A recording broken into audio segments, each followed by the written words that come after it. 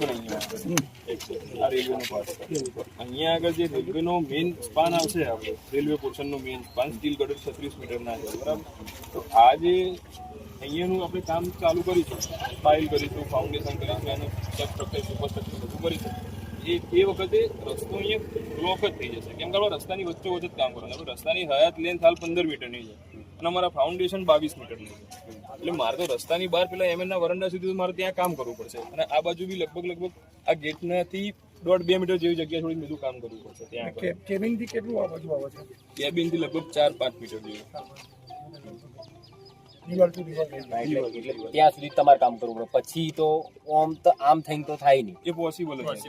અને બીજી વસ્તુ આ બાજુ બી એ બાજુ બી ત્યાં ઉડી જશો એટલે પછી આમ કરીને ત્યાં તો કોઈ ક્રોસિંગ છે શક્યતા પણ તોય વાંધો નહીં. આપણે કામ કરવાનું આખું મતલબ એલોંગ ધ રોડની બહાર બી આપણે કામ કરવું પડશે. ત્યાં આગળ ડિઝાઇન વર્કિંગ સ્પેસ માટે પાછી થોડી જગ્યા જોઈશે. વર્કિંગ સ્પેસ માટે બી અમારે લગભગ 3 મીટર જેવી જગ્યા બાજુમાં બે બાજુ જોઈએ. કન્સ્ટ્રક્ટેડ તો થઈ જ જશે પ્રોપર. આપણે એમએન વાળું કહેતા હતા આમાં કઈ બાજુ ટ્રાફિકના પ્રશ્નો અને વિકાસના કામોની સમીક્ષા માટે એક મિટિંગનું આયોજન કર્યું.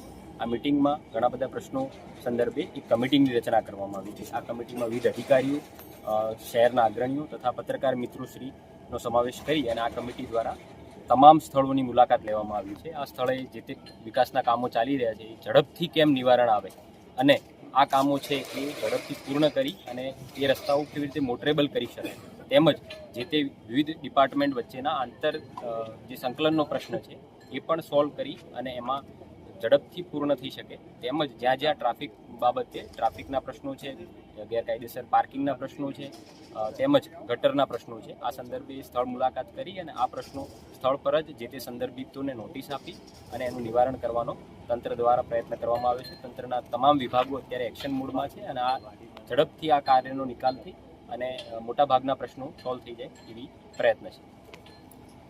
સ્થળ નિરીક્ષણ પછી વૈકલ્પિક માર્ગ માટેની શું વિચારણા કરી?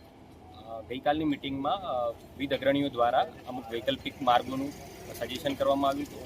ગઈકાલે પણ નગરપાલિકા તેમજ પોલીસ અધિકારીશ્રીઓ દ્વારા વૈકલ્પિક માર્ગોનું નિરીક્ષણ કરવામાં આવ્યું. આજે પણ આ ટીમ આ વૈકલ્પિક માર્ગોના નિરીક્ષણ કરી રહી છે. એનું ટેકનિકલ ફિઝિબિલિટી અને જે તે ડિપાર્ટમેન્ટની મંજૂરી મેળવી અને ઝડપથી થઈ શકે, જેથી એ વૈકલ્પિક માર્ગો જો ચાલુ થાય તો આ જે તે હયાત માર્ગો પરનું ટ્રાફિક ઓછું થાય અને ટ્રાફિકનો પ્રશ્ન સોલ્વ થઈ શકે એવો પ્રયત્ન છે. મારા બી ફરીને આવવું તો પછી સર્વિસ રોડ આ બાજુ કે આ બાજુ ફિઝિબલ નથી. થોડું આગળ ગયા પછી કદાચ